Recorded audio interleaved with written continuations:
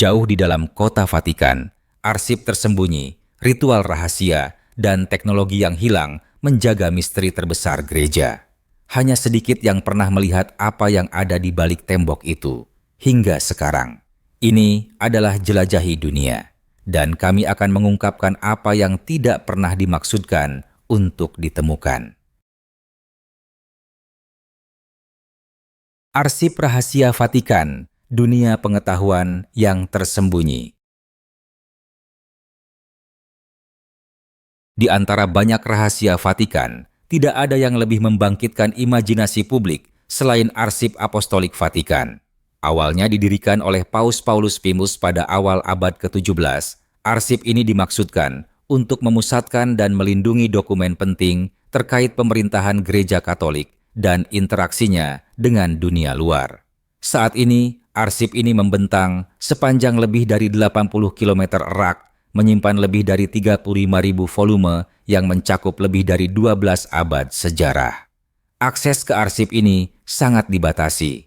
Hanya sekelompok kecil cendekiawan yang telah diseleksi dengan ketat yang diizinkan masuk setiap tahun, dan mereka pun harus mengajukan permintaan rinci yang menjelaskan secara tepat dokumen mana yang ingin mereka konsultasikan. Banyak dokumen, terutama yang berkaitan dengan inkuisisi, hubungan diplomatik selama Perang Dunia II, atau transaksi keuangan gereja, tetap tertutup untuk umum. Di dalam tembok ini, tersimpan beberapa dokumen paling penting dalam sejarah umat manusia.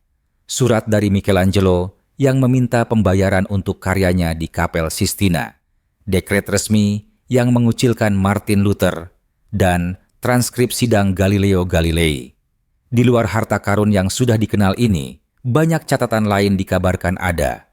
Mungkin berisi Injil yang ditekan, ramalan, atau narasi sejarah alternatif yang, jika diungkapkan, bisa mengguncang dasar pemahaman agama modern. Sesekali, sebagian arsip dibuka untuk para peneliti guna memenuhi tuntutan yang terus meningkat akan transparansi. Misalnya, pada tahun 2020, Paus Fransiskus mengizinkan pembukaan arsip dari masa kepausan Pius XII yang tindakannya selama Holocaust telah lama menjadi kontroversi. Kronovisor mesin waktu yang diduga dimiliki Vatikan. Salah satu legenda paling aneh dan menarik yang mengelilingi Vatikan adalah kisah tentang Kronovisor, sebuah perangkat yang dikatakan memungkinkan penggunanya melihat peristiwa masa lalu. Menurut laporan yang diterbitkan pada tahun 1970-an, Pastor Pellegrino Ernetti, seorang biarawan Benediktin dan cendekiawan musik kuno yang dihormati, diduga membantu membangun mesin ini bersama tim yang mencakup fisikawan pemenang hadiah Nobel, Enrico Fermi. Kronovisor tersebut dilaporkan mampu menangkap dan mereproduksi adegan-adegan dari sejarah dengan mendeteksi dan memperkuat gelombang elektromagnetik residual yang ditinggalkan oleh peristiwa masa lalu. Para saksi mengklaim bahwa perangkat ini telah memperlihatkan adegan-adegan dari penyaliban Yesus, pidato-pidato Cicero, dan pertunjukan tragedi-tragedi Yunani yang telah lama hilang. Pengakuan terbuka Pastor Ernetti di kemudian hari tidak banyak meredam rumor. Para skeptis menunjukkan ketidakkonsistenan dalam kisah Kronovisor dan menolaknya sebagai tipuan atau kecurangan religius. Namun demikian, para pendukung berargumen bahwa Vatikan menyadari kekuatan besar dan potensi berbahaya dari perangkat semacam itu, mungkin telah membongkarnya atau menyembunyikannya untuk mencegah penyalahgunaan. Jika kronovisor itu nyata, implikasinya akan sangat luar biasa. Akses ke peristiwa sejarah yang tidak diubah tidak hanya dapat mengesahkan atau membantah kisah-kisah suci keagamaan, tetapi juga dapat secara fundamental mengubah pemahaman umat manusia tentang asal-usulnya. Baik mitos maupun kenyataan, kronovisor tetap menjadi salah satu misteri paling menarik dari warisan rahasia Vatikan, melambangkan kemungkinan menggoda bahwa teknologi bisa menjembatani kesenjangan antara iman dan sejarah. Sekolah Eksorsisme Vatikan melawan setan di zaman modern. Meskipun hidup di era yang didominasi oleh rasionalisme ilmiah, Vatikan menyatakan bahwa keberadaan iblis dan kerasukan setan bukan sekadar simbolik, melainkan ancaman nyata dan terus-menerus. Untuk mengatasi hal ini, Vatikan mengoperasikan sekolah resmi yang didedikasikan untuk pelatihan eksorsis secara ketat. Diselenggarakan di Athenaeum, Kepausan Regina Apostolorum di Roma. Kursus ini menggabungkan teologi dengan psikologi modern. Para imam dilatih untuk membedakan kasus kerasukan sejati dari masalah kesehatan mental, seperti psikosis, epilepsi, atau gangguan identitas disosiatif. Kurikulum menekankan bahwa evaluasi medis menyeluruh harus dilakukan sebelum eksorsisme, memastikan bahwa individu yang menderita kondisi alami tidak dikenai ritus spiritual yang tidak perlu. Namun, menurut otoritas gereja, kasus-kasus asli dilaporkan semakin meningkat. Laporan dari Italia menunjukkan lonjakan dramatis dalam permintaan eksorsisme, mendorong para uskup di seluruh dunia untuk menunjuk lebih banyak imam dalam pelayanan khusus ini. Vatikan sendiri mengawasi ratusan eksorsis bersertifikat yang bertugas menghadapi fenomena yang menentang penjelasan ilmiah, mulai dari kekuatan luar biasa pada individu yang tampak rapuh hingga pengetahuan tentang fakta tersembunyi, berbicara dalam bahasa asing, dan keengganan keras terhadap benda-benda suci. Ketertarikan publik terhadap eksorsisme yang didorong oleh budaya populer terkadang mengaburkan sifat serius dan disiplin dari ritus ini. Bagi Vatikan, perjuangan melawan kerasukan tetap menjadi tugas sakral, berakar pada tradisi dan kitab suci selama berabad-abad. Jauh dari menjadi sesuatu yang kuno, eksorsisme dianggap sebagai alat penting dalam pertempuran spiritual yang berkelanjutan antara kebaikan dan kejahatan, sesuatu yang sering diabaikan dunia modern yang terganggu oleh materialisme.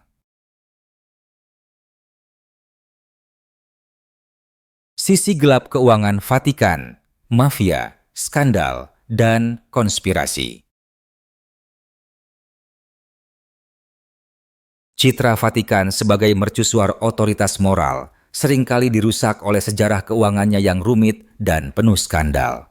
Mungkin episode paling terkenal terjadi selama tahun 1970-an dan 1980-an dengan runtuhnya Banco Ambrosiano, sebuah lembaga keuangan yang terkait erat dengan Bank Vatikan yang secara resmi disebut Institut untuk Karya Agama, IOR. Roberto Calvi, yang dijuluki Bankir Tuhan karena hubungannya dengan Vatikan, mendapati dirinya berada di pusat jaringan korupsi yang melibatkan pencucian uang, rekening rahasia, dan pengaruh mafia. Ketika Banco Ambrosiano runtuh dengan utang besar, Calvi melarikan diri ke London hanya untuk ditemukan tewas di bawah jembatan Blackfriars, sebuah lokasi yang dikaitkan dengan ritual masonik, dengan kantong-kantongnya dipenuhi batu bata dan uang tunai. Kematiannya secara resmi dinyatakan sebagai pembunuhan yang terkait dengan kejahatan terorganisir, dan kecurigaan segera mengarah ke masyarakat rahasia dan orang-orang dalam Vatikan.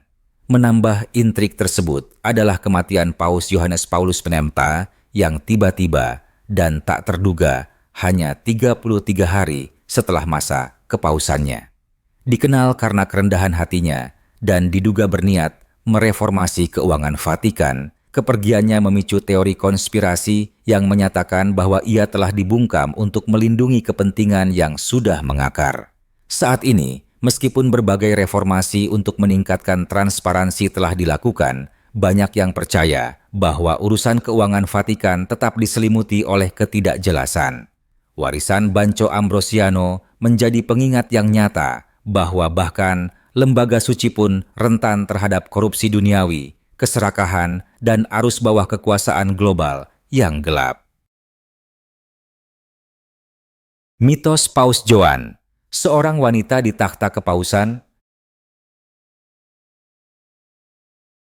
Legenda tentang Paus Joan telah bertahan selama berabad-abad sebagai salah satu mitos paling sensasional dan kontroversial dalam Gereja Katolik.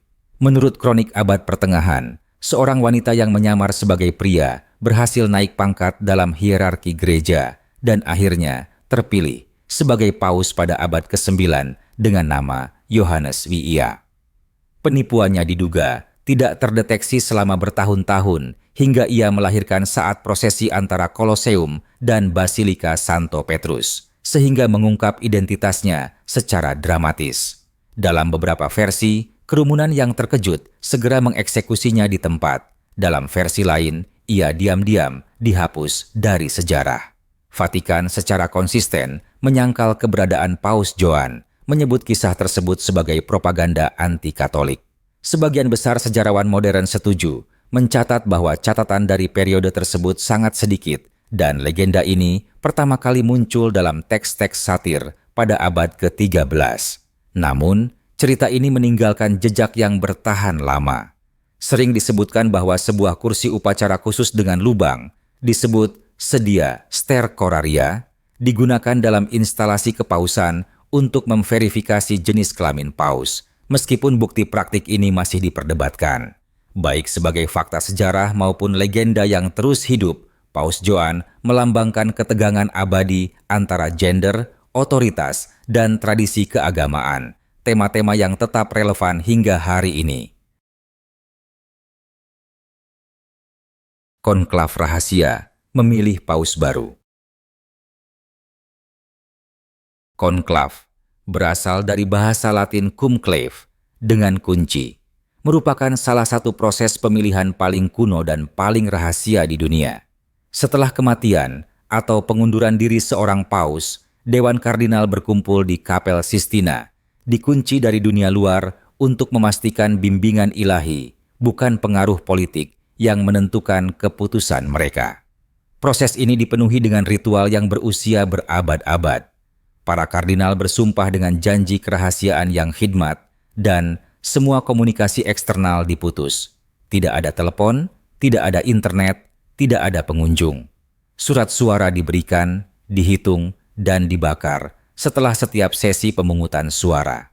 Jika tidak ada kandidat yang mendapatkan 2/3 mayoritas suara, asap hitam akan mengepul dari cerobong kapel. Jika seorang paus terpilih, asap putih akan memberi sinyal keberhasilan kepada kerumunan yang menunggu di luar. Secara historis, konklav diciptakan untuk melawan campur tangan politik. Pada abad ke-13, setelah pemilihan paus berlangsung lebih dari 2 tahun, karena tekanan eksternal, para kardinal secara fisik dikunci di dalam sebuah bangunan di Viterbo, sampai mereka memilih seorang paus. Tindakan drastis tersebut kemudian membentuk tradisi konklav yang kini sangat terorganisir. Di era yang didominasi oleh media dan teknologi, kerahasiaan ketat konklav terasa hampir seperti sesuatu yang kuno. Namun, tujuannya tetap jelas, untuk mengingatkan umat bahwa pemilihan seorang pemimpin spiritual harus melampaui permainan kekuasaan duniawi, dan sebaliknya berfokus pada inspirasi ilahi dan persatuan dalam gereja. Lorong tersembunyi Vatikan, Paseto di Borgo. Salah satu landmark Roma yang paling menarik dan paling kurang dikenal adalah Paseto di Borgo, sebuah lorong rahasia sepanjang hampir 800 meter yang menghubungkan kota Vatikan dengan benteng Castel Sant'Angelo. Dibangun pada abad ke-13 di bawah Paus Nikolaus III, koridor tinggi ini dirancang sebagai jalur pelarian darurat bagi para paus pada masa pengepungan atau bahaya. Paseto memainkan peran penting selama penjarahan Roma tahun 1227, salah satu momen tergelap dalam sejarah kepausan. Ketika pasukan kekaisaran mengamuk di seluruh kota, membunuh dan menjarah, Paus Clemens VI menggunakan Paseto untuk melarikan diri dengan selamat, nyaris menghindari penangkapan atau kematian. Secara arsitektural, lorong ini mencerminkan kekhawatiran praktis dari gereja yang selama berabad-abad merupakan kekuatan spiritual sekaligus politik dan seringkali berada dalam ancaman. Saat ini, Paseto sebagian besar tetap tertutup untuk umum, hanya dibuka untuk tur khusus beberapa kali dalam setahun. Koridor-koridornya yang gelap dan sempit menjadi pengingat menyeramkan akan masa lalu Vatikan yang penuh gejolak dan bahaya nyata yang dihadapi para pemimpinnya. Pengawal Swiss abadi, pelindung dalam baju zirah Renaissance. Pengawal Swiss kepausan jauh lebih dari sekadar atraksi wisata yang penuh warna. Didirikan oleh Paus Julius Negula pada tahun 1506, pengawal ini telah berfungsi sebagai tentara pribadi Paus selama lebih dari 500 tahun, menggabungkan tradisi seremonial dengan tugas keamanan serius. Setiap rekrutan haruslah pria Katolik Swiss yang belum menikah, berusia antara 19 hingga 30 tahun, dengan pelatihan militer sebelumnya dan reputasi yang tak bercela. Mereka bersumpah setia langsung kepada Paus, berjanji untuk membelanya, bahkan dengan mengorbankan nyawa mereka sendiri. Seragam mereka yang terkenal megah, sering dikaitkan dengan Michelangelo, meskipun kemungkinan besar dirancang oleh Jules Repon pada awal abad ke-20, membangkitkan kemegahan zaman Renaissance. Namun, di balik kemegahan itu, terdapat pasukan yang sangat terlatih dalam teknik kontra-terorisme modern, pertempuran jarak dekat, dan perlindungan VIP.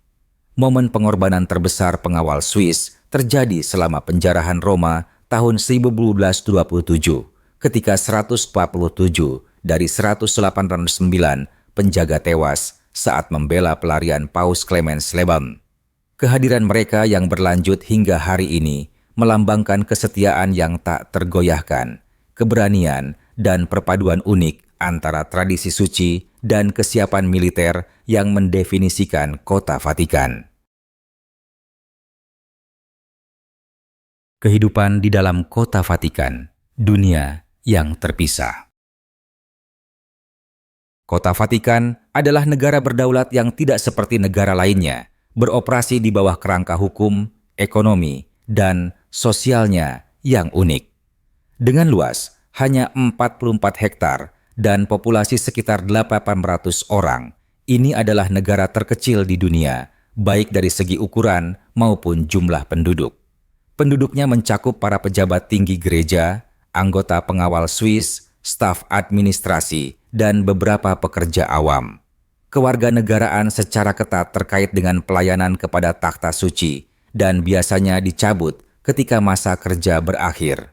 Kehidupan di dalam Vatikan sangat teratur, ditandai oleh ritme harian yang kaku yang berpusat pada tugas-tugas keagamaan, upacara kenegaraan, dan urusan diplomatik. Paus, meskipun memiliki pengaruh yang luar biasa, menjalani kehidupan yang diatur oleh pembatasan mendalam. Ia tidak memiliki properti pribadi, tidak menerima gaji resmi, dan terikat pada selibat serta disiplin spiritual. Bahkan, rutinitas hariannya dijadwalkan dengan ketat, menyeimbangkan tugas pastoral, audiensi, pertemuan, dan doa. Meskipun kehidupan internalnya sederhana, Vatikan memiliki pengaruh global yang signifikan melalui diplomasi, budaya, dan otoritas moral. Bukti bahwa kekuatan sejati terkadang tidak terletak pada ukuran atau kekayaan, melainkan pada simbolisme dan kesinambungan sejarah. Mengunjungi Vatikan, apa yang perlu Anda ketahui? Bagi jutaan peziarah dan wisatawan setiap tahun, mengunjungi Kota Vatikan adalah perjalanan spiritual sekaligus pengalaman budaya. Pusat dari setiap kunjungan adalah Basilika Santo Petrus, sebuah keajaiban arsitektur yang dihiasi dengan kubah megah karya Michelangelo. Masuknya gratis, meskipun ada biaya kecil untuk mendaki ke puncak, menawarkan pemandangan panoramik Roma. Berdekatan dengan Basilika adalah Museum Vatikan, yang menampung salah satu koleksi seni paling luar biasa di dunia, termasuk Ruang Rafael, Galeri Peta, dan tentu saja Kapel Sistina dengan lukisan langit-langitnya yang menakjubkan. Karena tingginya permintaan, pemesanan di muka sangat disarankan. Bagi mereka yang mencari pengalaman lebih mendalam, tersedia tur pribadi ke Taman Vatikan atau Nekropolis di bawah Basilika Santo Petrus yang menawarkan sekilas sudut-sudut tersembunyi Vatikan. Keamanan sangat ketat, dengan pemeriksaan menyeluruh dan aturan ketat mengenai pakaian dan perilaku. Mengunjungi Kota Vatikan adalah pengingat mendalam akan pertemuan antara iman, sejarah, dan pencapaian manusia.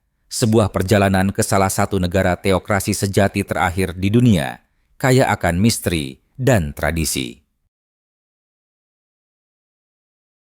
Rahasia-rahasia Vatikan lebih dalam daripada yang bisa kita bayangkan, dan banyak yang masih tetap tersembunyi. Jika perjalanan hari ini membangkitkan rasa ingin tahu Anda, beritahu kami misteri mana yang paling menarik perhatian Anda. Dan jika Anda menikmati penjelajahan ini, jangan ragu untuk membagikannya kepada orang lain yang juga menyukai pengungkapan hal-hal yang tidak diketahui.